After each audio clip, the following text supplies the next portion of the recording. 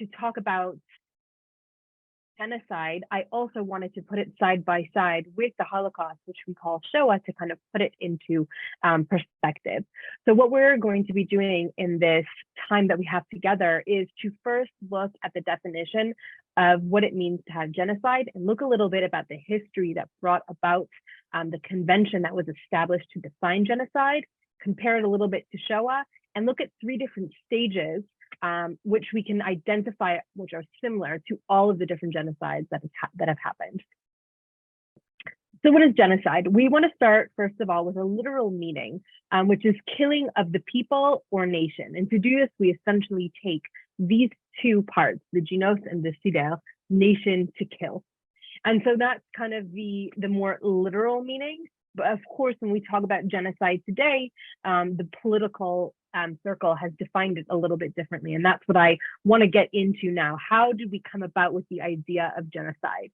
Now, if we can think back into time and we can think about what it would mean to kill another nation, I think that most of us would agree that genocide is not unique to the modern era. In the Bible, and later on many instances in history, we have memories and we have history telling us of one nation rising up against another nation. But we never had that specific word, genocide. And so the question is, how did that word kind of come up? And on top of that, how and what part did the Holocaust play in it? And in order to understand, I brought this picture of a man named Raphael Lemkin, who is the one who brought the convention to the United Nations for the convention to be signed. And he was a Jewish jurist, but originally he was actually born into a farming family, a farming Jewish family, and he lived in a small Jewish village in eastern Galicia. And he grew out of his family and he moved to Lvov and later on to Germany, France, where he studied law. During the Second World War, he's not able to, after the war breaks out because he's Jewish, he no longer wants to stay in Poland where he was before this. So he moves to Vilna at the outbreak in 1939. Vilna becomes a haven for many Jews because after the Pact of Non-Aggression was signed between the Soviet Union and Germany, and then a little bit while after that, Vilna had come under the Soviet Union control, but for a while, Lithuania actually gained independence even from the Soviet Union. And it became a haven for many Jewish leaders. And this was the place that Raphael Lemkin fled to during World War II. But he decides that even Vilna will not be safe. And then later on, we do see that the Soviet Union occupy Vilna, and then later on the Nazis. And he moves to the United States. He's able to secure a visa, and he teaches in one of the most prominent universities in Yale. And as he's in the United States, looking back at what's happening over in Europe, he actually had studied in Warsaw, as I mentioned before, on the rise of Hitler. And he's seeing how this study is now being implemented over in Europe and the beginning steps of the 1930s, what were the effects of that? And he sees how the two were intricately connected. And the specific topic of his study was the crimes and persecutions against minorities. And in this case of the rise of Hitler, the most broadest case at that time, the most important case, was the minority of the Jews inside of Germany. And one of the things that he notices is that the laws in which the Nazis passed inside of Germany allowed for, first of all, it stymied free press, which allowed a total control of propaganda going out into the German people, but also different laws which allowed the Nazis to stop any type of information coming out from their opponents. This included the creation of concentration camps at the beginning of Dachau in 1933 that imprisoned any kind of political opponents or anyone who spoke up against the regime without any judicial process. So they could just, on detention, be arrested, taken to prison, and later on to these concentration camps. And then later on, also with different laws excluding the minorities from all different types of places of society, so separating them physically, but also separating their voice from the larger society. In 1944, he publishes his first book where he coins this term genocide. And now this is 1944, so we haven't even come to the full end of the war, although the Soviet Union is pushing back on the front from the east towards the west, liberating cities that had been under German control, but before that, Soviet control, including, for example, Vilna, where he had fled to in 1939. He coins the term genocide, and he calls this book Laws of Occupation and Axis of Rule. And I'm going to kind of come back to that in a little bit. In 1945, he publishes his next book called Genocide, A Modern Crime.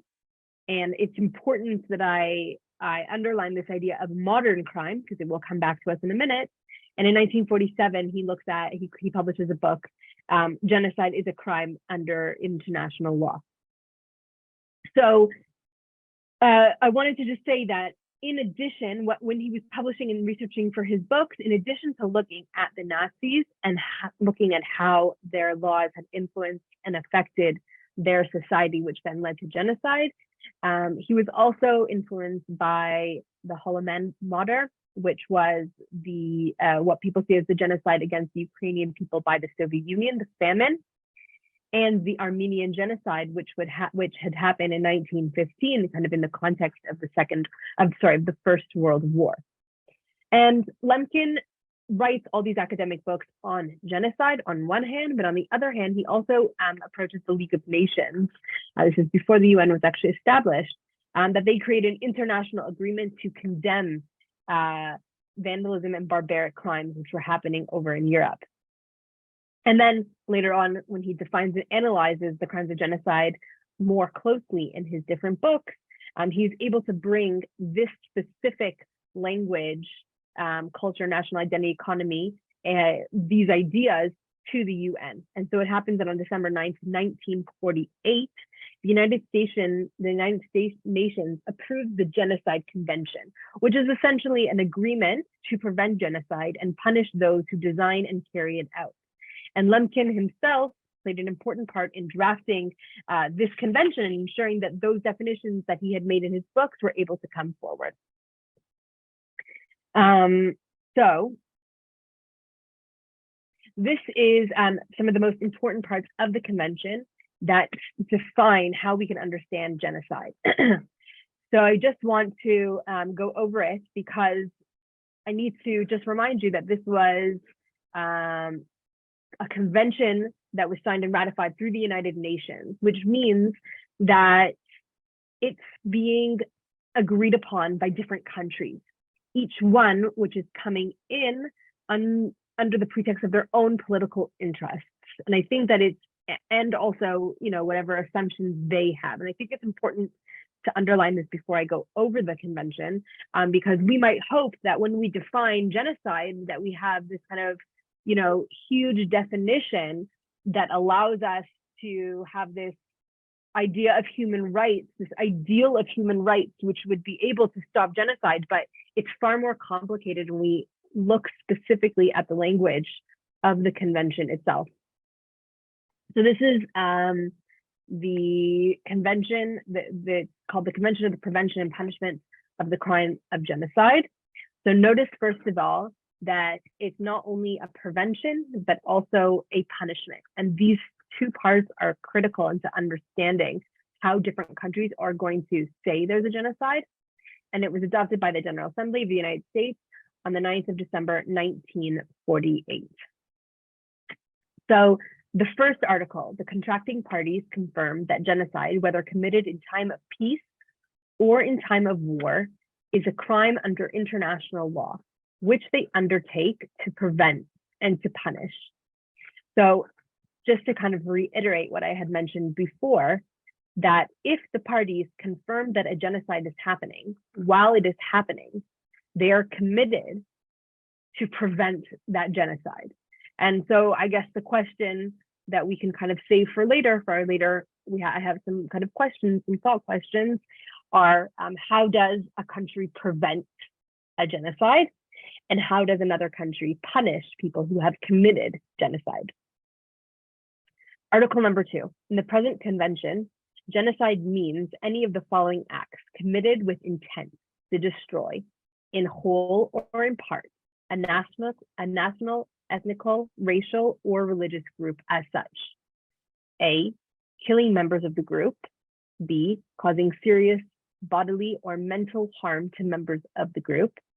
C, deliberately inflicting on the group conditions of life calculated to bring about its physical destruction in whole or in part. D, imposing measures intended to prevent birth within the group. E, forcibly transferring children of the group to another group, responsible rulers, public officials, or private individuals. I just want to kind of go through some of these ideas so that we can really understand what the thoughts were of those people who were writing it and how it differed from Lemkin's more idealistic perspective. So first of all, we have a list of the groups that can be eligible to be part of a genocide, which is national, ethnical, racial, or religious. So there are 2 groups that we can think of today that are missing, and this was purposeful. The first is anyone who considers themselves to be LGBTQ. So those people are not identified here. And the answer of why is to see that this was signed in 1948, and there was incredible discrimination against anyone. And that at that time they were really dealing with people who are homosexual, and there really was no acceptance of those people.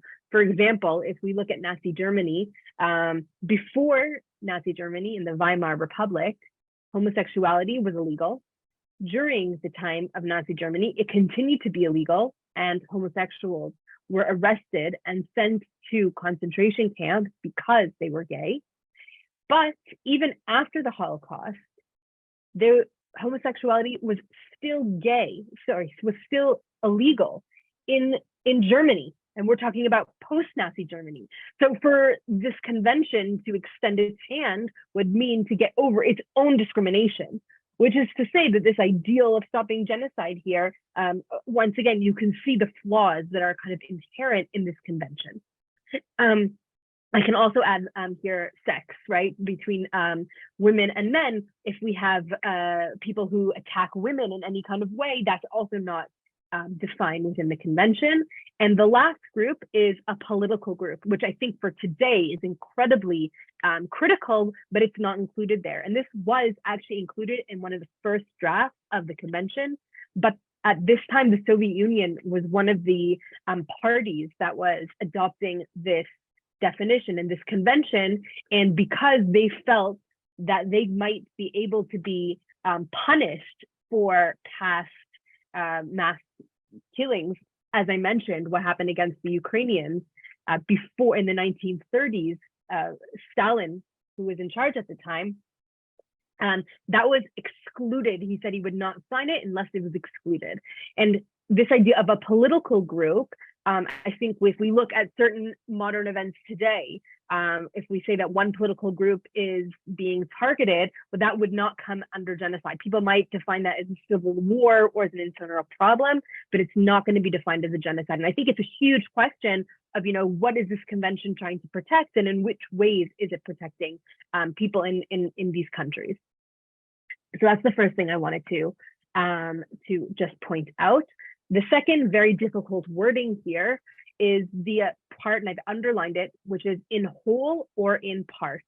And it's important for me to talk about that because it doesn't define what in part means, which this is going to sound like a horrible statement, but I have to say is this idea of how many bodies does it take to go under crimes against humanity to genocide? And these have different assumptions, right? Because if you say it's a crime against humanity, those people who are responsible can be punished later on, but there is no commitment to prevent it.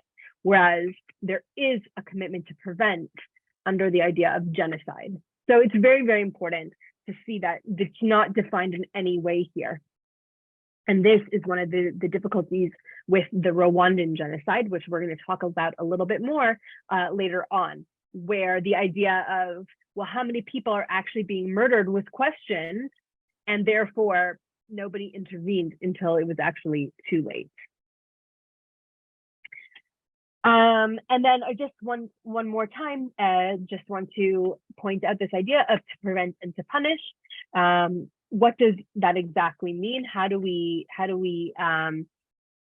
prevent one? The most obvious answer is through military intervention, which some countries might not be willing to do. And so they might be hesitant to accept something as a genocide because they don't want to send their own armies in and become messed up with something that is an external problem.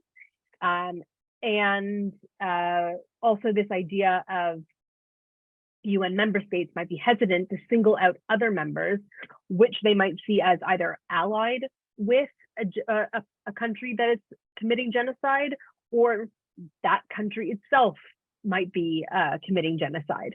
And on top of that, UN security members can veto a motion, which is being put forward, and they might do so for political reasons.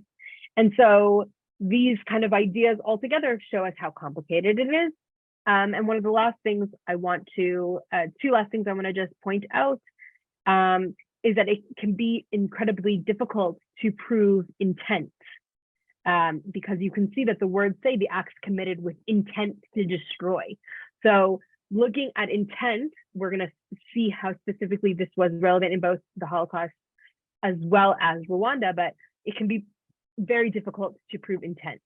And the last thing is, what happens if UN security members benefit from genocides, which is to say that if they're involved in them, they might also benefit from them. So I want to come to the next slide, where we kind of look at the other side, which is what is Shoah. So there are two different words for Shoah. There's the word Holocaust, which is the word used kind of in the kind of entire world, whereas the word Shoah is one used either within Israel or within the Jewish communities. So the word Holocaust comes from the Greek word holocauston, which is a translation of the Hebrew word olah, meaning a burnt sacrifice offered whole to God. And this is very much linked to one of the biggest symbols of the Holocaust, which was when bodies were burned in concentration camps. But it's the word Shoah, which is used most often in Israel as well as in Jewish communities. And in Hebrew, the word has the connotation of a whirlwind of destruction, complete and utter destruction.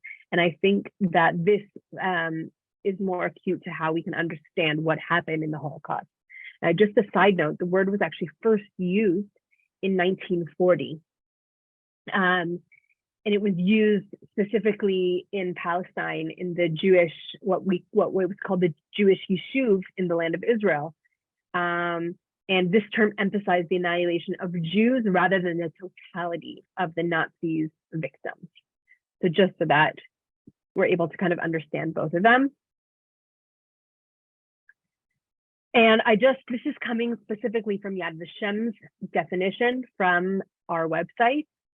The Holocaust was a genocide, one which was total and systematic, perpetrated by Nazi Germany and its collaborators with the aim of annihilating the Jewish people. The primary motivation was the Nazis' anti-Semitic racist ideology. Between 1933 and 1941, Nazi Germany pursued a policy that dispossessed the Jews of their rights and their properties, followed by the branding and concentration of the Jewish people. This policy gained broad support in Germany and much of occupied Europe. In 1941, following the invasion of the Soviet Union, the Nazis and their collaborators launched the systematic mass murder of the Jews. By 1945, nearly 6 million Jews had been murdered.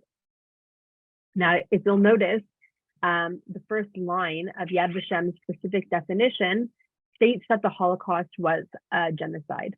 And I'm just coming back to the convention just to define how we can see it within this idea. So it says that in the present convention, genocide means any of the following acts committed with intent to destroy.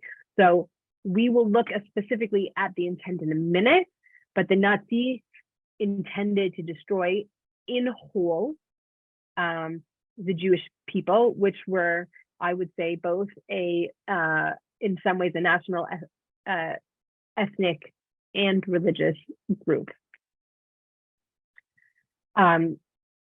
Simply by killing members of the group. So in order to understand how we can see the similarities and how it helps us to compare what genocide is along with the Holocaust, we have these 3 different steps that we can look at. So the first is a classification and dehumanization. And after we classify and dehumanize the victims, we see a specific stage of organization and preparation. This can be a longer stage, but this can also be a very short phase. And we'll see the difference between the Rwandan genocide and the Holocaust. And the last phase is the persecution and the extermination step. So to understand it a little bit more, I've made this graph so we can put everything into its place. So I'm just gonna define each idea here. So the classification and the dehumanization. So this comes from anti-Semitic propaganda distributed by the Nazis through newspapers and radio. Legislation bans from work and legal separation, and the forcing of the yellow star badge. So just going to go into a little bit more of each of these ideas. When the Nazis came into power in 1933, there was no free press anymore, which is to say that there was a newspaper controlled by the Nazis called Der Stürmer, and here propaganda was distributed to the wider Germany, and it listed the dangers of the Jews to the German people. This ideology was also disseminated through radio, which is to say radios were actually given out for free in Nazi Germany, and there was only one station available, which was Nazi propaganda. And this as well talks about the dangers of the Jews and the importance of separating Jews from Germans, which the Nazis defined as Aryans or ethnic Germans, for their own safety. And that's how we came to ideas of legislation, which began to dehumanize the Jews. Jews would be banned from their work. There was legal separation. We know, for example, a very basic example is benches. Jews and ethnic Germans couldn't sit on the same bench, or pools, kind of public swimming pools. Jews were not allowed to swim in these pools. We see it within work. Jewish doctors are not allowed to treat non-Jewish patients. And the civil service is completely wiped from Jews. Jewish lawyers, their law degrees are no longer valid. And we see all of this as a way to separate the Jews, to dehumanize them, but also to classify them as something different.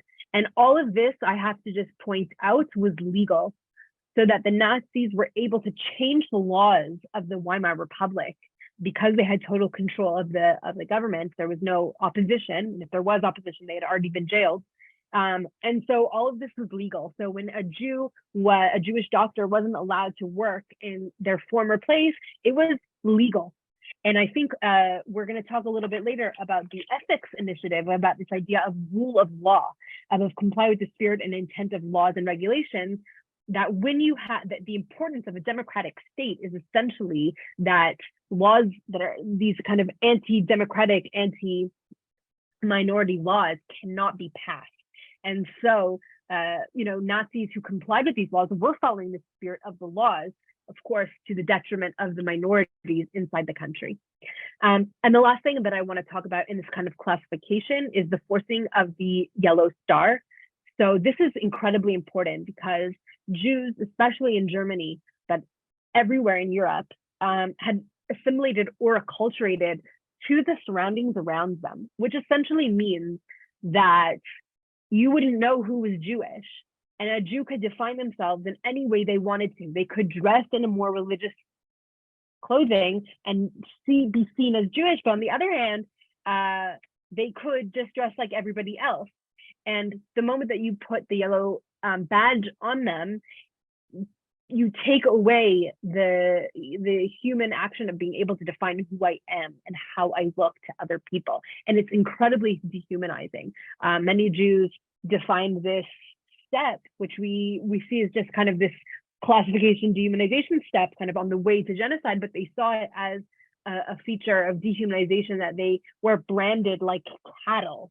And, you know, they're this idea that they lost that self-determination that they had always had. The next phase, which is the organization and preparation stage, we can see inside of Nazi Germany is the ghettoization, deportation, transit camps, and finally the Wannsee Conference. So just a little word about each of these. Jews were put into ghettos in the east, and in the west they were either put into Jewish neighborhoods, or later on they were deported into the east where they were put into ghettos. So this is a preparation step in the sense that once you have Jews into a specific area, you can then transport them to another area to be murdered. We actually know that the beginning of the ghettoization stage was not for the organization, but once it became useful for that step, we see that it's mirrored in the East when ghettos are created. Organization and preparation, deportation, which is connected to the ghettoization, and specifically to transit camps. In the West, we do not have ghettos, mainly because the Nazis did not think that the local populations in the West would accept ghettos inside of their communities. And so instead, Jews were transported to transit camps where they waited until they were then sent to deportation. And finally, the Wannsee Conference. The Wannsee Conference happened in January 1942, after large-scale murder and genocide was already happening by bullets in killing fields on the east. It mentioned this in the definition that we looked at before, that it was only with the occupation of the east of the Soviet Union in June 1941 that mass murder began to take place. As the Nazis as the German army went to occupy the eastern areas of Europe, they would collect Jews and known communists who they saw as enemies and threats to the state and murdered them in killing pits. And as this operation went forward from June onwards, questions on the ground began to be asked, which was essentially, okay, well, we're murdering Jewish men, but what about Jewish women? Are they not also threats to us? And if you murder the women and the men, what do we do with the children? Who's going to take care of them? And so we see that it was very much ideology mixed with this kind of grassroots situation that led to mass murder happening in the East. And once we see the numbers going up and up to sometimes, we know that in Babi Yar, which is just outside of Kyiv, in one day, we had over 20,000 people murdered and about 100,000 people total murdered on these fields. So the Wannsee Conference happened after these mass murders were already happening, in a way for mid-level Nazis to organize these ghettoizations, these deportations, the cattle cars, how they would take them, who was considered Jewish, and all of these kind of organization aspects. And finally, we have the stage of persecution and extermination.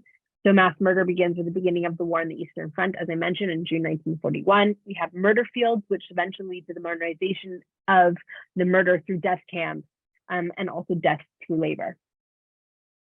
So that's putting the Holocaust into perspective. And now the kind of main case that I'm going to talk about is the Rwandan genocide. And I just want to give a very kind of brief definition of it. And then we're going to watch a little video so that you don't have to keep hearing my voice the whole time. So between April and May 1994, we see the Rwandan genocide, which took place from the Hutu tribe against the Tutsi tribe. And we think that it was 800,000 to 900,000 people were murdered. And this is one of the fastest genocides. A quick background is during occupation, the minority Tutsi tribe was favored by the colonizers, leading to ethnic divides, despite shared religion and common culture. Tutsis were portrayed in the media as non-native because many had fled due to violence. And as all part of extreme rebel groups when it was only a minority. These were both lies. The Hutus, however, used them to leverage propaganda, dehumanizing the Tutsis and continuing to tell lies against them. Preparations took place, including lists of Tutsis, weapon distribution, and the structure for genocide in the months prior to April 1994. In April 1994, a massacre of the prime minister and political moderates in the capital took place, allowing the structure of genocide, which had already been planned to take place. So this is all important because we're going to look in a moment at how we can define the Rwandan genocide in the same way that we define the Holocaust. And before we go into the testimonies, I just want to look at, as I mentioned, a short video, which can do a little bit more of a job to give us context about the actual genocide. A political assassination, one of the biggest mass killings in history, the Rwandan genocide. On April 7, 1994, a government-backed campaign of mass killings started in Rwanda. The aim was the ethnic cleansing of an empowered minority group. Hutu extremists massacred hundreds of thousands of ethnic Tutsis and their Hutu sympathizers. In the next 3 minutes, we'll briefly cover how the genocide unfolded and look at how Tutsi-Hutu hate was fostered by colonialism.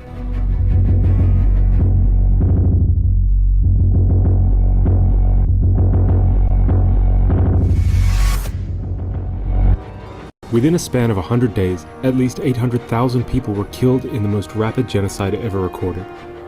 During this period, 6 people were murdered every minute.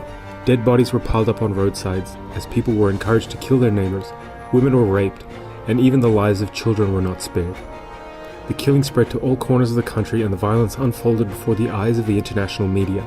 This is what so much of Rwanda has been turned into. Houses, villages deserted, every few yards a dead body, and everywhere the stench of death. The world knew what was happening, but Rwandans were left alone by the international community to face this dark chapter in their history. But the ethnic divide and hatred that fueled the genocide did not come from nowhere. It has its roots in Rwanda's colonial history. Rwanda is a small country, nearly 5 times smaller than New York State. It was colonized by Germany and Belgium and then gained independence in 1962. In 1994, its population was estimated at 7 million. 85% was from the Hutu ethnic group, 14% Tutsi, and 1% Twa. Hutus and Tutsis are 2 distinct ethnic groups, but they have a lot in common. They speak the same language, live in the same areas, and adhere to similar traditions. But disagreements between the majority Hutus and minority Tutsis had grown substantially since the colonial period. When Belgian colonists arrived in 1916, they radicalized the differences between the 2 groups. They established an official register classifying Rwandans according to their ethnicity and pushed racist theories of the supposed genetic superiority of Tutsis. They classified people according to stereotypical physical features, and everyone was given a racial identity card based on these classifications. These pictures of a Belgian specialist in the 1930s show how craniofacial and body measurements were done to ethnically classify Rwandans. Later, these classifications became instrumental in identifying and killing Tutsis during the genocide. The Belgians favored Tutsis and considered them to be closer to Europeans and superior to the Hutus, guaranteeing them better jobs and educational opportunities. This discrimination gradually led to resentment among the Hutus, culminating in a series of riots, killings, and the mass exodus of Tutsis to neighboring countries. After Rwandan independence in 1962, Hutus won the country's first elections, reversing the power dynamic. The regime that followed was staunchly Hutu nationalist, and in the following decades, periodic violence continued. In 1990, the Rwandan Patriotic Front, RPF, a rebel army mostly comprised by Tutsi exiles, started launching attacks from Uganda, with the aim of replacing the Hutu-led government. In 1993, after a period of conflict, a peace accord was signed between Rwandan President Juvenal Habyarimana and the RPF. But the agreement failed to stop the violence, as many on both sides disagreed with it. The events of April 6, 1994 were the final nail in the coffin. President Habyarimana, a Hutu, was killed when his plane was shot down in the capital Kigali. Although responsibility for the attack was never confirmed, extremist Hutus saw this as an opportunity. The Rwandan Presidential Guard immediately initiated a campaign of retribution. The slaughtering of Tutsis and moderate Hutus began. Extremist Hutus known as the Akazu managed to take over key positions of the government and initiate ethnic cleansing throughout Rwanda. Hutu militias, Interahamwe, went village by village, slaughtering Tutsis with guns and machetes. Citizens were encouraged to join, and militias used a radio station to exhort people to go out and kill their neighbors. The human cost was huge, bodies lined the streets, hundreds of thousands of children were orphaned, and a hunger crisis struck refugees and the displaced. The genocide had ended with the RPF overthrow of the Hutu regime in July of 1994, but it left a lasting impact that spilled over to neighboring countries.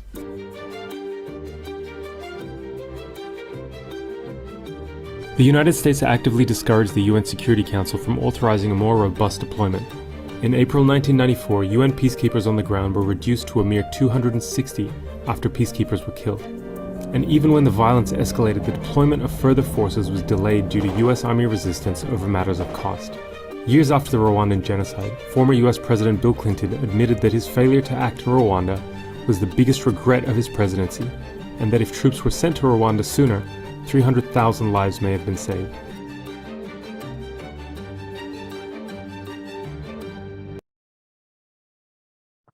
Okay, so this just shows us a little bit. It gives us a little bit of the kind of better context, more than I kind of did in that quick little bit. Just coming back, I wanted to one of the kind of ideas of Yad Vashem is to highlight the story of the Holocaust through the voice of the victims. And so in order to do this, I've brought testimonies from most of them are victims of the Rwandan genocide, and then we can kind of come back and we can talk a little bit more about those kind of stages that we saw beforehand. So I'm gonna just play the testimonies that you see, and most of them are with subtitles.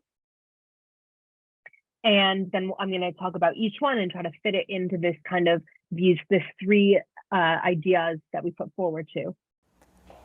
Kiriya gihe ukuntu njye nakibonaga cyari igihe bashakaga, urebye leta yari iriho yashakaga ko abantu bagerageza babakanguriraga kwangana, bagakangurira abantu kwereka ko atari umwe. Nibwo batangiye kuvuga cyane ibintu ngo umuntu ni inzoka, bamwe ni inzoka, ngo udafite izuru ryajyamo intoki eshatu ntabwo ari umunyarwanda, nta gaciro afite mu Rwanda.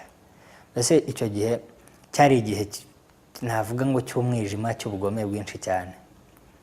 Hariho agace kari gatuye inyuma y'iwacu, hari muri segiteri imwe, ariko hari agace kari gatuwe n'abahutu ahantu bita Kagoma n'ahantu bita Zanganwa na Kiganwa. Ni hari hafi aho ngaho, ariko ho hari ahantu hatuwe cyane n'abahutu. Rero ugasanga bakanguriraga n'abagenzi babo batabyumva, kubereka ko twebwe imiryango yacu atari abantu, kubereka ko nta gaciro dufite. Mbese kugerageza icyo navuga mu magambo make byari nko gutesha agaciro abatutsi. Nicyo cyakorwaga muri kiriya gihe.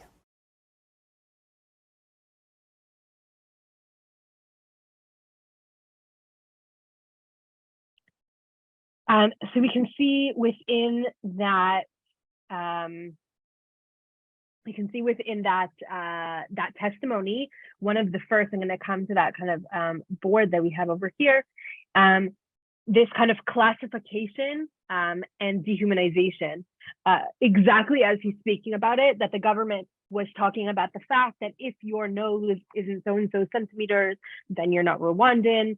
And he talks about how even that this kind of language had infiltrated into his neighbors and into the town. So this idea of classifying people and separating them. And in that video that we watched before, and also in the small summary that I had given, we were essentially able to see how the ideas from the colonization and this lingering bitterness from the colonization affected the perspective of race. inside of a country where, as I mentioned, most of them have the same culture and language and religion. So it really is this kind of more physical, racial, I suppose, even classification of who is who, rather than like we saw before in the Holocaust, which is more connected to religion. So what I wanted to just say is that this classification and this dehumanization was coming from many, many years before, and these kind of simmering tensions that continued throughout, which led to the dehumanization of one people against another. And we're going to come to the next testimony. It's actually lunchtime. We saw people organizing themselves. I mean, the militias who were prepared. We didn't know that some of our neighbors, I mean the youth people, they are part of militia. They were aware exactly what they have to do. They went to one of the office sector, and then they organized themselves. They were given weapons. They were given everything. And also, the first person who had been killed, I know he was our neighbor. His name is Rwandekwe. He had been killed on 7th at 3 p.m. So that's how people felt actually in insecurity. Those people, they organized themselves. They started to kill people in the street. They established the roadblocks. And I went back home. I was actually going around asking information. And then I went back home. I find out that it is strange. We were full of fear, all of us.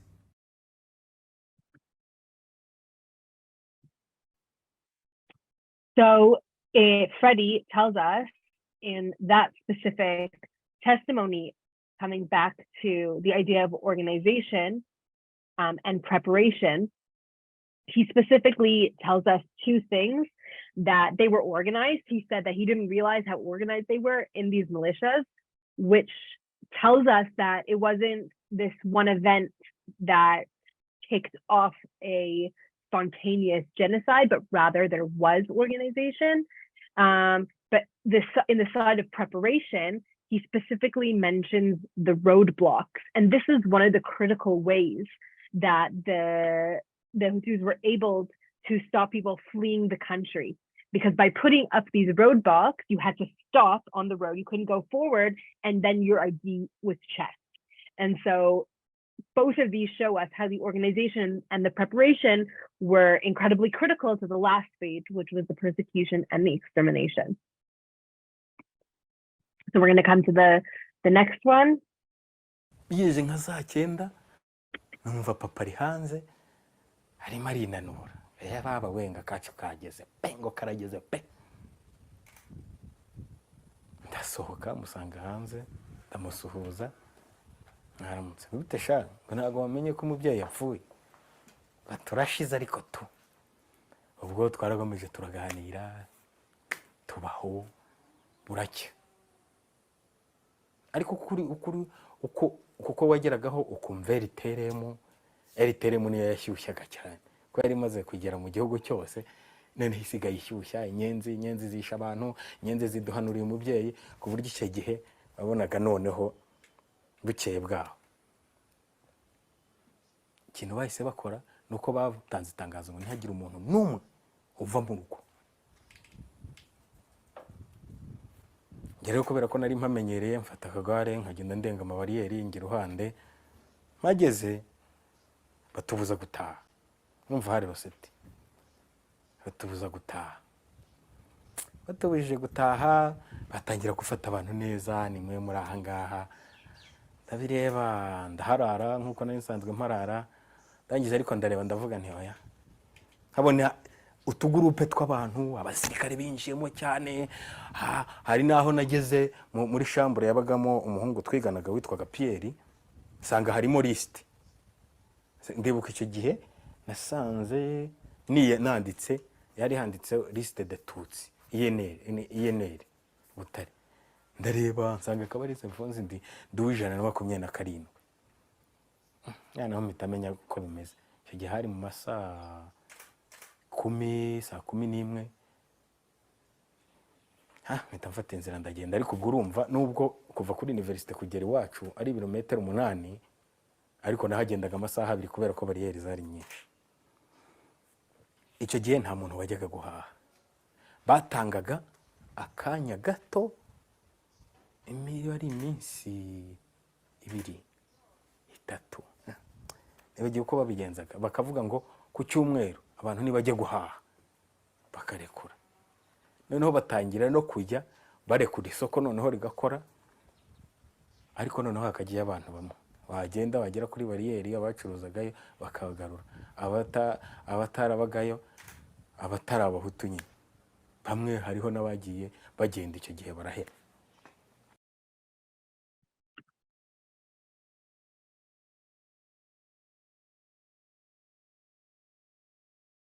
So this one continues with exactly what we were talking about with the organization. And I specifically put that, I wanted to show that testimony because it shows us the organization of the list.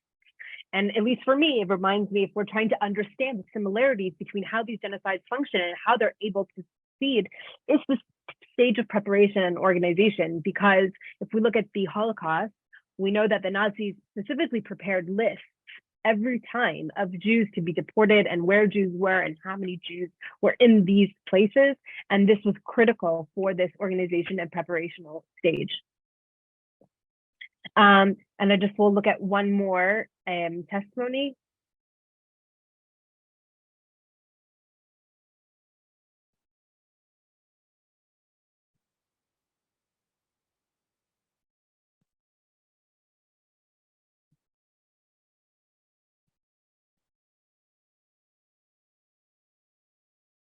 nuko ndamubwira nti ndahunze ngo niwe bari kumwe n'abari abana bamaze gutemagura hariya mu ishyamba no mu myumbati.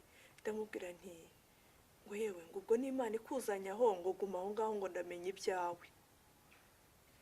Nuko umukecuru aramfasha ngumishije aho, nibwo habaye inama ahitwaga komine Kigoma, ko niba ari muri Gatagara, uriya burugumesitiri ugira shebuja aravuga ati ntihagire n'umututsi n'umwe usigara muri iyi Gatagara. Umukecuru aza arambwira ati ibyanyu byarangiye babatanze, ati rero uragenda ureba ahantu mu bihuru ujye. Ndasohotse ndagenda mu kindi gihuru kiri aranyereka ahantu hari iteke, njyaho kuri iryo teke ajya gushyiraho ibintu by'ibishishwa by'ibishyimbo yahuraga. Amaze kuhanshyira byanga mu nda, numva ibitero birakaze nongera nirukira mu nzu ye. Umukecuru aza aravuga ati ariko uru ni urwandiko Imana yanyandikiye, ati basaza banjye nibo barimo bica aha ngaha, nibo bamaze abantu.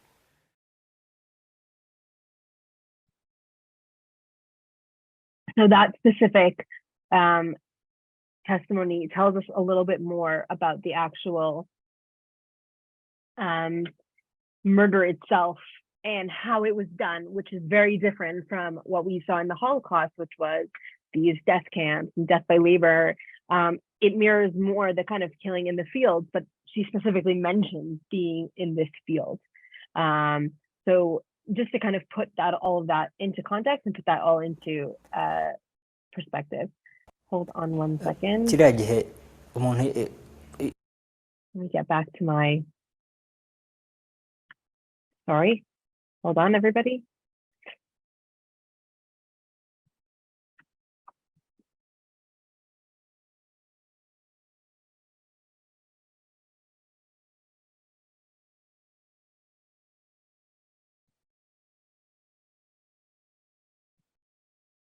Okay. So we've done all of this,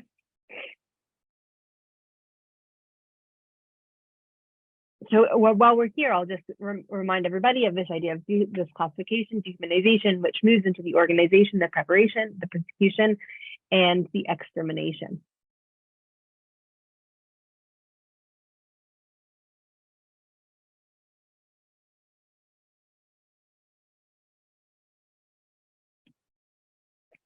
Okay, so we saw this slide looking at the classification, dehumanization, as we just mentioned. I have more testimonies from the Armenian genocide, as well as the Cambodian genocide. And if we have any time at the end, we can go over them and we can see how essentially the testimonies mirror these three steps exactly as we have just looked at them. I wanted to come back before I kind of get to my concluding ideas about the Daniels Fund Ethics Initiative and Principle. So I wanted to really look over that to understand how these principles are related when we define what is a genocide and what are the steps that took place in order to allow the actual mass murder to happen. So first of all, there's the idea of integrity, which is acting with honesty in all situations. And I think it's related to the second one, which is trust, which is build trust in all stakeholders and relationships. But in a place in which genocide happens, we first see that the democratic principles of equality before the law and laws which protect the minorities, including the judicial system, are usually infiltrated, taken down, and instead replaced by a system of propaganda that does not allow truth and trust to be actually supported. And we saw that specifically, for example, in the Nazi regime, in that genocide, where propaganda, you didn't know what was true because propaganda was the main information that was coming out of all the official mouthpieces of the government. And also in the Rwandan genocide, the radio and information that was coming through was not acting in honest ways. Accountability, so accept responsibility for all decisions.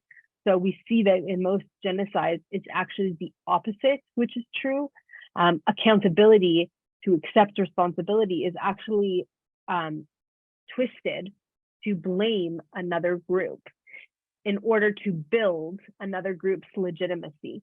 So in the case of the Holocaust, the Jews, as I mentioned, were blamed for the ills of society instead of Germany and were seen as enemies. In the Rwandan genocide, we see that also the Tutsi are blamed as not being Rwandan and not being true people and be compared to bugs. We didn't see actually a testimony of that, but that was often one of the lines, and especially in the genocide in Armenia, the genocide of the Armenians, we see that as well. We didn't look at that as well, but the young Turks who were at that time in charge were ultra nationalists and pointed the fingers at the Armenians for betraying the country and being a threat to the country as legitimacy to kick them out and begin murder against them.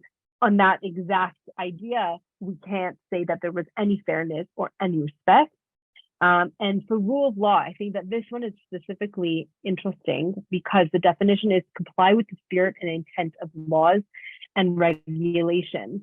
So if we're looking at a country that already defies the democratic principles, then the laws that are created, which support the stages before murder, which are still part of genocide, then those people are actually supporting that kind of rule of law. But we have to ask ourselves on a larger scale, when we talk about rule of law, are we really meaning it to say in the spirit of democracy? And viability, create long-term value for all relevant stakeholders. And I wasn't sure exactly how we could to put that forward. So coming through this whole thing, I just wanted to kind of leave you with some bigger questions. And also, I think maybe I've painted perhaps not the best kind of picture of the conventions and how the conventions are problematic, and how we saw that kind of fail when we looked at the Rwandan genocide, and how I mentioned that there was no intervention in the Rwandan genocide. So I want to kind of bring up some big questions that if we were in smaller groups, we could have discussed, and instead I'll kind of just throw some ideas out for you for thoughts. And if anyone wants to follow these up in the questions, I'm happy for that as well. So the first question that we always talk about is why we teach and relate the Holocaust to other genocides. And the importance for me is because the Holocaust really was that such a large mass murder, not only against the Jews, but against other victims of the Nazis in the middle of this European civilization that had stated itself as better and more modern than anything that came before it. And we talked about this a little bit before, was why, what kind of propelled Lemkin to come forward with this idea of genocide, and why it was important for him to come first to the League of Nations and later on to the UN, and to have this convention written when we know that genocides had existed before that they had been happening throughout our history. And I think that it's this kind of this tension in the modern era, that on one hand, that when modernity came, there was expectations of rights, right? When we had the French Revolution, and in England, we had, the government established against the monarch there. The ideas were the worth of each man, and the birth of democracy promised each person the potential. And that potential meant that they needed to have the opportunity and the right to do that. And so we see Europe as one of these kind of torchbearers of the idea of morality. And it was really in Germany, in the middle of that symbol of modernity, that this huge genocide happened. And it just kind of destroyed all these ideas and this hope that had been laid before it. And so the Holocaust in many ways became that kind of that pallbearer, that kind of level of how we can understand a genocide and then how we can compare it. And I think it's important that when we look at the Holocaust, which is one of the most documented genocides, when we look at that, we understand both testimonies as well as documents that the Nazis and their collaborators left, we can see these steps.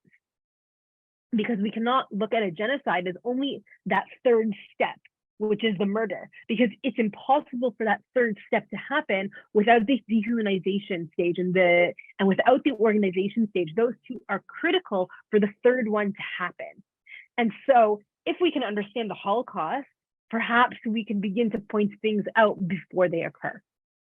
What are the pitfalls and problems with comparisons? This, I think, is a huge one, which I think the biggest pitfall of comparisons is to say, this was worse, or this person suffered more. And I think that delegitimizes the whole idea of comparison, in the sense that every genocide is unique in its own way, just like every event is unique in its own way. Me speaking right now is unique, just like if I had given this workshop another time, that became unique in its own way. And so we can't, sometimes the pitfall, the problem of comparisons, if people feel as though their pain or their suffering or their story is being delegitimized or being made small in the face of something else. And I think that is something you need to, when you're talking and you're comparing about other genocides, the point is to understand the themes and the ideas in a larger, broader sense, rather than looking at the specific problems. What is the role of the international community? I think that the role of the international community here is, on one hand, incredibly important and critical, but on the other hand, we've seen that it's failed in genocides again and again. And just by looking at the convention, as we did before, we can see how easy it is for something that is so obviously a genocide to not be called that. And I'm coming back to the Rwanda genocide because it could have been prevented if the UN forces, which were already there were peacekeeping forces already on the floor that we saw, they were there. They could have used violence and physical violence to stop genocide, and that never happened. And because it had all these political implications for all the other countries who thought, oh, that seems bad, but at what cost to our own personal interests do we have to take to stop it? And the politicalization of the convention tells us that from the beginning, something was doomed, and that has only snowballed as we've come forward. Which I think brings us to the role of the individual, because on one hand, we can see ourselves as individuals as, okay, what role do I have as somebody? I can't do anything. But on the other hand, if we are aware of what's happening around us and those beginning stages, then perhaps we do have larger power. And we're going to talk about that kind of in the concluding parts of this presentation. Can we prevent genocide in the future? This I cannot answer. I wish I could say we could, but it seems to us that these things happen again and again, and perhaps then they're not preventable. But it does connect with the last idea, which is what are the benefits and positive effects of education? And we're going to talk about that in a little bit. I have a video to show you in a minute, but essentially for me, the benefits and positive effects of education is that if we can understand how genocides work, that they don't just all of a sudden people pick up and kill other people, that there are stages leading before that. If we are educated on them, then people inside those countries can be much more aware and prepared and organized to help other people. Because I sometimes feel like when I talk about genocide, this idea of prevention can be a little bit negative, I just wanted to give you two specific examples of the power of the individual. The first is Armin Wenger, who was the only writer in Nazi Germany who raised his voice in public against the persecution of the Jews. And one of the reasons that he had done this is because he had seen firsthand the atrocities of the Armenian genocide perpetrated by the Turkish. And it was because of this that he understood the power of language, the power of words, and also the power of kind of this dehumanization and separation process, that what it could lead to, that led him to say this is going to lead to something much worse than this. And so he wrote an open letter sent to the Nazi headquarters in Munich that the continuation of the anti-Semitic campaign was bound to bring disgrace upon the German people. Just want to mention, this was before the actual genocide was happening. He was already speaking out against this campaign against the Jewish people because of what he had seen in the Armenian genocide. So it shows us this kind of power of education. Unfortunately, of course, he was arrested, thrown in jail, beaten brutally until he lost conscience. He was incarcerated in 7 Nazi camps and prisons before he escaped to Italy. He said he could never return to Germany because of how he had seen the German people, and he died in Rome in 1978. His gravestone reads, "I love justice and hated injustice, therefore I die in exile."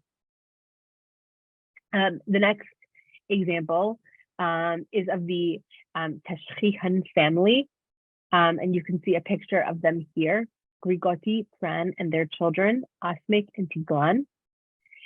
Grigori and Pran both lived in Turkey, where they survived the Armenian genocide. Pran's first husband, her 2 children, and most of her family were murdered. They helped hide Evgenia Goldberg and her 2 children. And this happened in Crimea. So this over here is Evgenia Goldberg, who was Jewish, and also her husband was Jewish, but he was drafted into the army.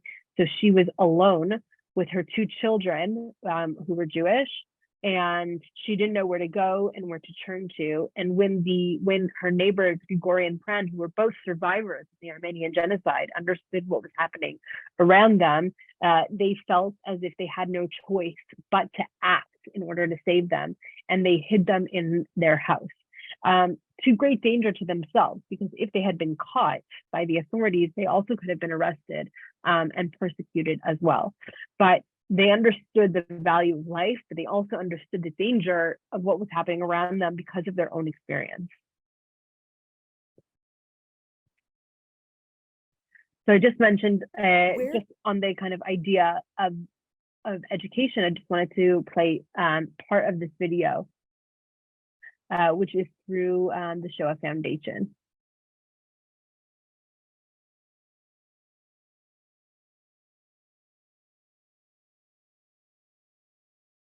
Group altogether. Genocide is a widespread and recurring issue. There are still genocides taking place in the world today. The challenge that we all face is what can be done to stop it. when people talk about or study genocide, it can feel really overwhelming to see the huge number of people and the devastation that happens. Genocide begins and ends with people's choices. An individual can make a choice for what actions they take. So something that even seems simple, like the way that we treat someone else, having empathy, making sure we're seeing the humanity and dignity of all human beings, that sounds like it's something that's small and personal, but that is something that has huge consequences. Even in the midst of the atrocities, there is some goodness. And it is always easier to teach the new generation if you show them not only the evil, but if you show them you have the right to be good, you should be good. These decisions to treat someone with kindness, to show compassion, to have courage, to care for other people, these are the sort of things that matter. By educating ourselves about the past and calling out hatred and intolerance in the present, we can all have a hand in the prevention of genocide now and in the future.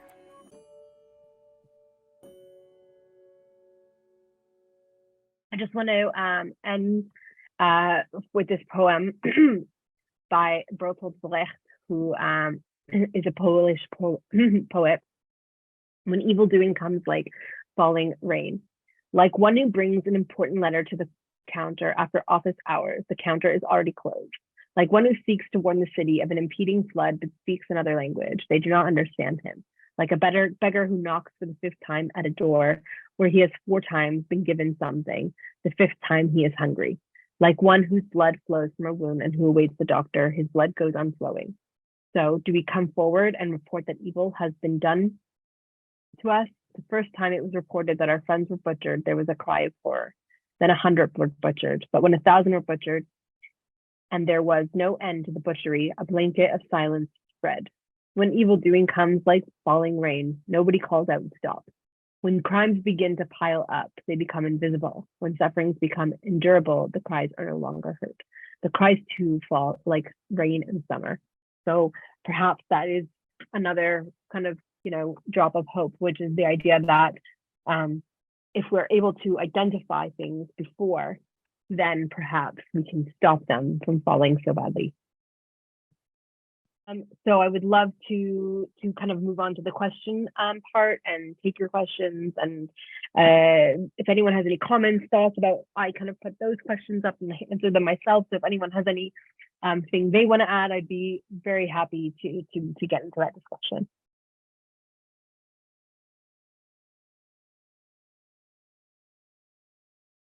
What's the difference in the Civil War when people are killing their political opponents and a genocide?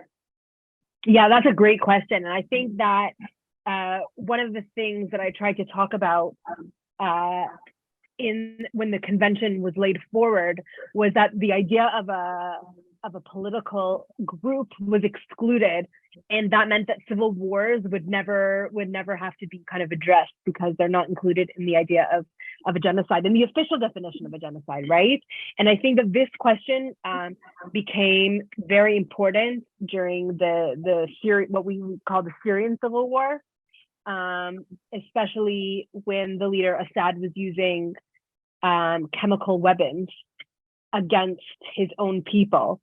And the voice coming from Syria was that, no, we're not attacking civilians, we're attacking political enemies, and therefore it's a civil war, it's a civil kind of process. So I don't have an answer to what the difference is, because if we're talking about the kind of a basic idea of human rights, when is it ever justified to kill children, even if they belong to a political group?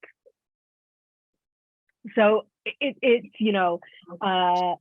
a huge question, and I think by the way, it will also connect with this idea of whole or in part, with the intent of whole or in part.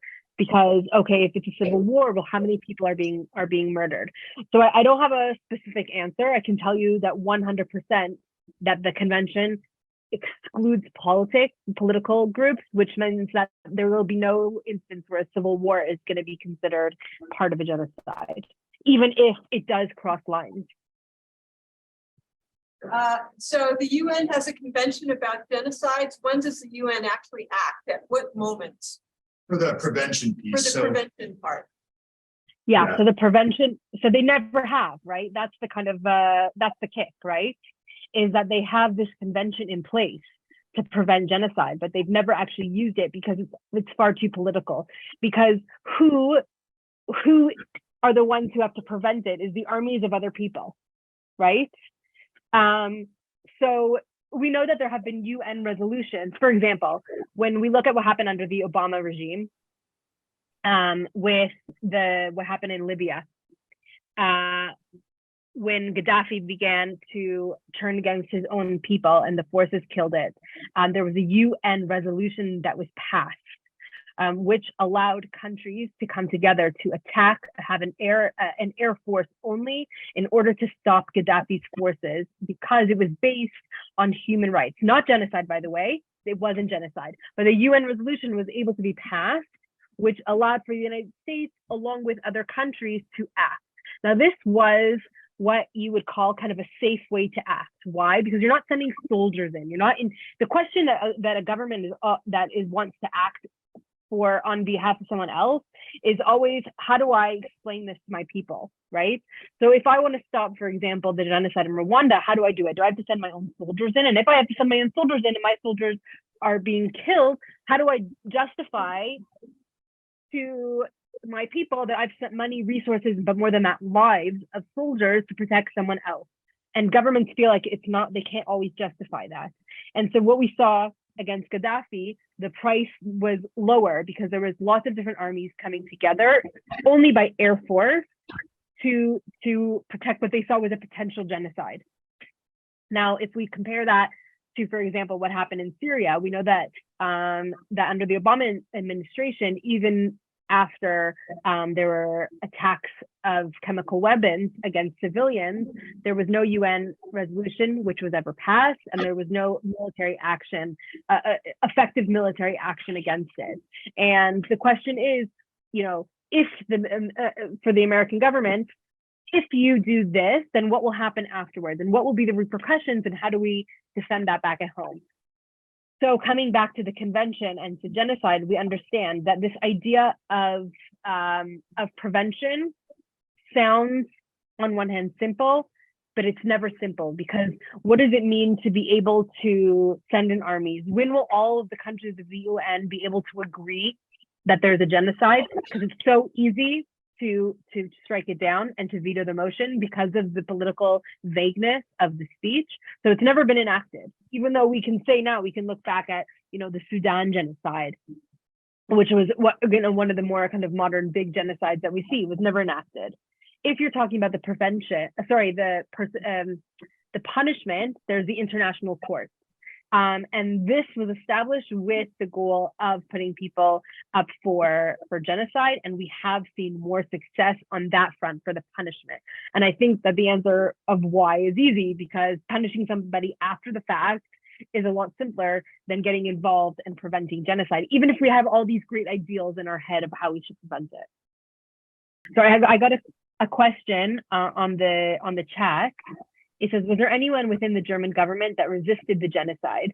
So I'm assuming that they meant within the Nazi government that resisted the genocide. And the answer is not that we know of. There were people who disagreed with Hitler being the leader, and didn't like the way in which the government was moving forward in terms of the war. And these dissenters tried to stage a coup to remove Hitler, which failed. But there was nobody specific with genocide in Nazi Germany, the Holocaust with all the victims. I can't think of any specific people in the government itself that resisted the genocide. But remember, when we talk about the government, there was no opposition. So we're talking about people who were all part of the Nazis. Was there resistance within Germany? Yes, by civilians. We know that in the universities, for example, there was organized resistance. And we know, for example, that there was one case when there was Jewish men who were married to what they called ethnic Aryan German women, and the husbands were arrested. And we know that the women staged one of the most successful protests against the Nazis. They actually got those men to be released from imprisonment. And it's one of the only situations that we see where Nazis really did look back towards their population. That's against the Jews, but against other groups. The church protested against the euthanasia program, which was the widespread genocide of mentally and physically handicapped people. And we see that when the resistance came from the church, that program was also stopped. I have to add, we're standing in a college of business right now. In any of the genocides, do you have examples of businesses that were collaborators and businesses that were protectors of groups? So, the good and evil side of business parts of genocide, because it's not just the government and it's not just individuals. Right. I mean, if we look at the Holocaust, which is one of, I would say the kind of most organized, longest, and biggest one, and also what I'm trained to know the best, I would say that businesses benefited from the genocide, specifically with forced labor. They, not all businesses, but a majority of German businesses benefited by the Nazi campaign through the labor, which is to say that they made deals with the German government in order to get cheap labor. So for one of the biggest examples of this is the IB Farben factory, which was set up beside Auschwitz. So it was called Auschwitz III. And the deal that was made through the German government was that the factory would be created beside Auschwitz-Birkenau, and inmates that were sent to Auschwitz-Birkenau would be sent to the factory. They weren't paid, so it was forced labor. Their hours were longer and more difficult than we would see anywhere else, and the factory didn't work within any kind of human rights basis, because they were seen as enemies that were working there. So in the case of Nazi Germany, businesses benefited. And I think that if we come back to the stages of genocide that we're understanding before, the organization phase allowed us to understand how the Nazis were able to organize what their goals were and take advantage of benefits towards the larger the German public. So that even, businesses that had been in Jewish hands, for example, were forced legally, by the way, there was a law called Aryanization of property, which forced Jewish business owners to sell their businesses to what they called ethnic Germans for prices that weren't worth the actual business. And most of you are probably familiar with the story of Oskar Schindler because of the Schindler's List, the movie that was made, and that depicts the life of Schindler, who was a businessman who was able to buy a factory which had belonged to Jews in Poland. And through this law of Aryanization, he was able to pay the Jewish owners an incredibly unfair price and use Jewish labor in his factory and benefit monetarily as a business owner by what was happening around him. Now, Schindler had a change of heart. He understood later on that these steps of utilizing this cheap labor eventually led to genocide. And because of that, he decided to save those Jews inside of his factory. But that is a unique case. Are there modern German companies that we would recognize that still exist today that benefited from? Volkswagen is one of them. Volkswagen is one of the companies that you would recognize today who did collaborate with the Nazis and benefited from labor. But I just want to say that Volkswagen has since come to terms with everything that they've done. They today, if you go to their factory, they have a museum and an archive, and they're trying to kind of create all these different educational projects, including their museum, which you can tour to learn about the past. And they had forced laborers who came to work inside of their factory, building the cars and different parts of the engines. And also Volkswagen collaborated with the German army, it was the German government, which created different vehicles for the German army. So it was all in their factory. And they've actually tried to collect names of victims who were forced laborers today in order to kind of create memorials for those people who worked in their factory. So Volkswagen is definitely one of the biggest ones, but the IBG Farben is still it's a company, maybe you don't recognize it, but it's a maker of a specific plastic that we use for tires. It's like a technology, and they still exist, and they still create this kind of chemical for tires. Well, it's not as kind of big as Volkswagen. Well, sorry, let me add one more thing, actually. I think that I talked about Schindler. I just want to come back to him because it relates, I think, to this ethics initiative that you spoke about, which is that when Schindler became a member of the Nazi Party because he wanted to benefit from its systems and what was happening around him, and he understood that the only way to move forward in German society and German business was to become part of the Nazi Party, and that's why he became a member. And it's interesting that he benefited incredibly monetarily by aligning himself with this government without thinking on an ethical platform, without thinking about the ethics and the morality, without thinking about his own integrity, and without thinking about the rule of law of democracy, which has existed before. And there was no transparency, and there was no accountability with the German government. But he took advantage of all of that for his own personal benefit as a businessman. And he is not unique in that sense, that a lot of these businesses took advantage of a situation that was good for them to benefit monetarily. So when we're thinking about like ethics and how it relates to genocide, we can understand how if you leave ethical standings, if you move away from them, and you can succeed within that kind of within that platform or framework. But what is unique about Schindler is that he came back to this kind of core morality of what it means to be a human, what it means to be a person, and this kind of basic idea of respect and fairness for people.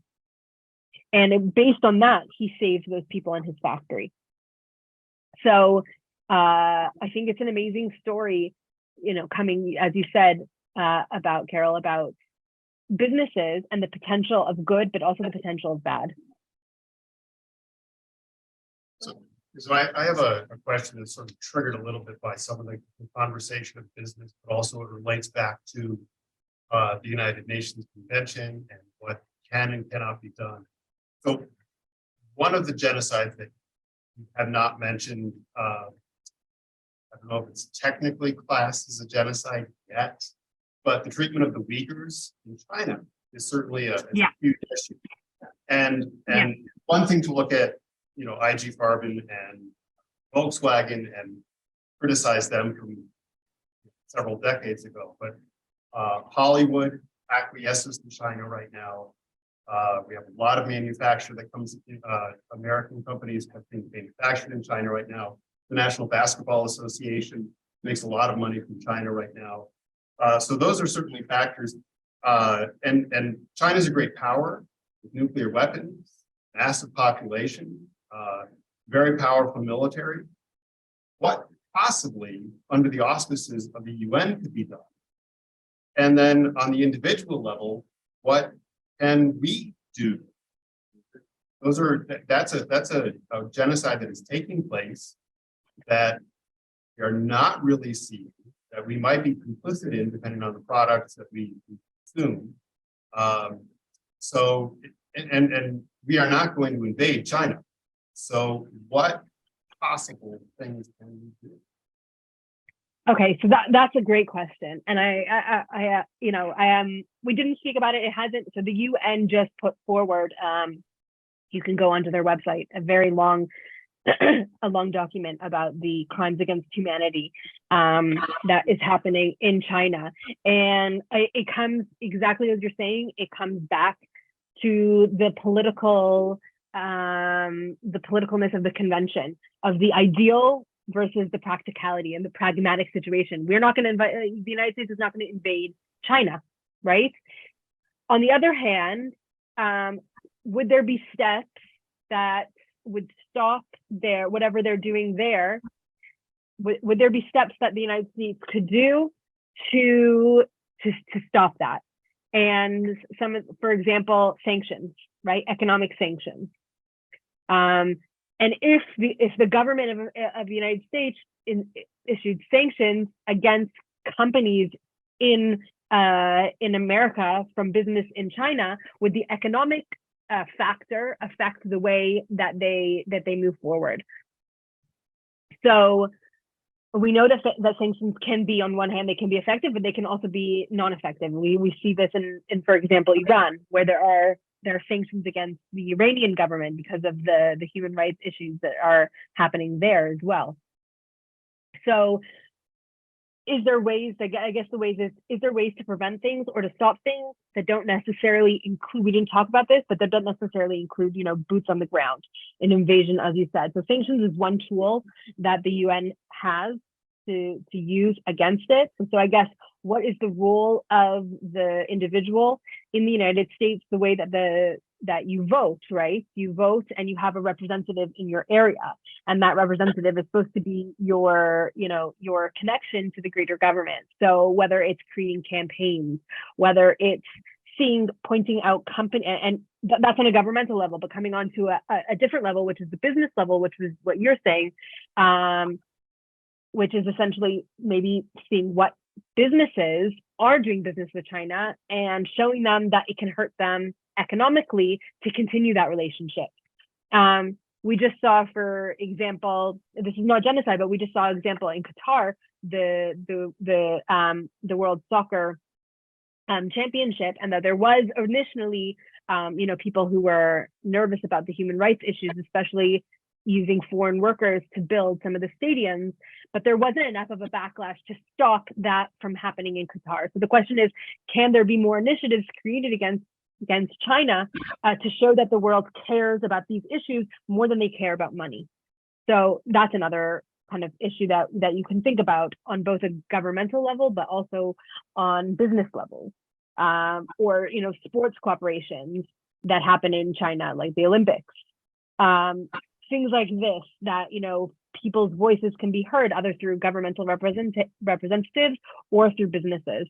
I think that would be one of the kind of ways that individuals could really make a difference. And the third thing, which is what I spoke about a lot in my presentation, was education, because I can probably guarantee that a lot of people don't even know what's happening in China. They don't know anything about the situation, about detention camps, nothing.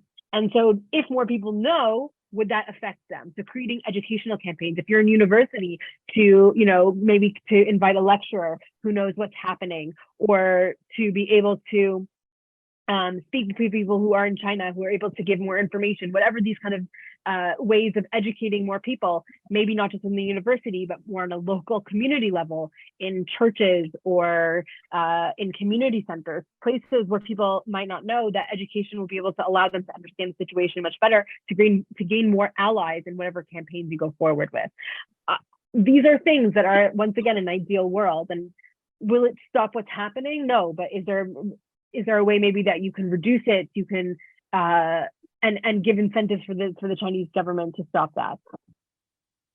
There was discussion, by the way, in the US government, I don't know if it passed, that would stop US companies from using labor or products that were made in these camps.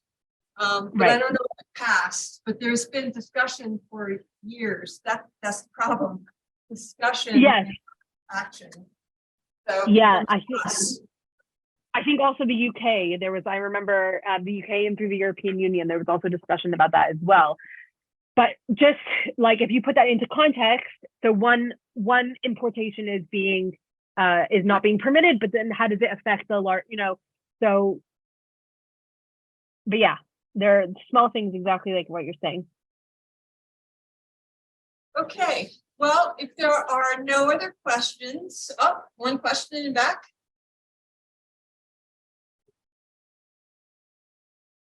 So in World War II, with the Jews, in the beginning of the Holocaust, maybe the organization stages, were governments aware of what was happening and what actions before or during the Holocaust did other countries take?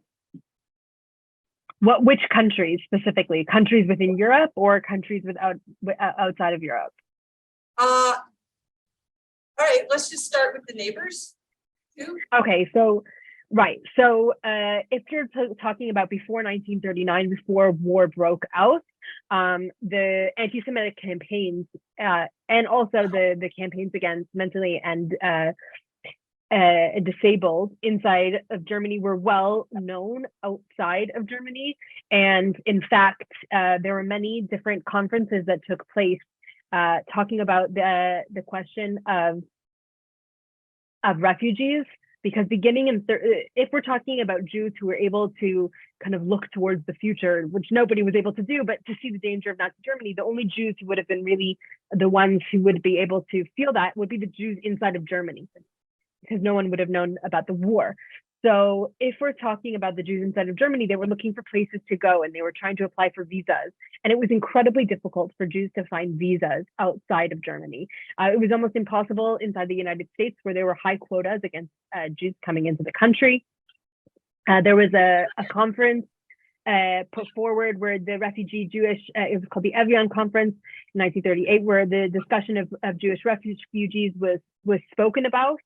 And only two countries agreed to take Jews. The first was the Dominican Republic, but they took a very small number. And the second was the UK, which only agreed to accept children because they felt like the cultural assimilation into the UK society would be easier rather than having kind of older people. How would they work? How would they learn the language? What jobs would they take? Whereas children was seen kind of as the safe option. So the neighboring places did know about the Jewish plight, but they didn't really. Why didn't they take these refugees? Why didn't they want to do anything? Because they didn't really. They had anti-Semitic problems themselves. We know that when Australia was faced with the question of taking refugees, the answer was, we don't have a Jewish problem. We don't want one. If we're looking at the United States, not necessarily specifically anti-Semitism, but more, they're coming through the Great Depression, out of the Great Depression, and we're talking about jobs being stolen and people coming from outside or the other. And I think that those trends we can see all the time of, immigration is always the populations of countries, they don't want immigrants because those immigrants are going to take the jobs and ruin the country and all those kind of discriminations against them. So we know that they did know, but they probably either had anti-Semitic issues of their own, economic problems of their own, and how do you deal with what's happening somewhere else?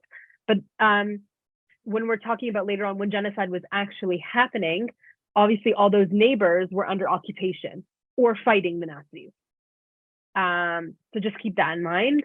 And then the second thing is, if we're talking about countries outside like the UK or America, we know there was just a whole movie, a documentary, like a 5-part documentary that was just by Ken Burns,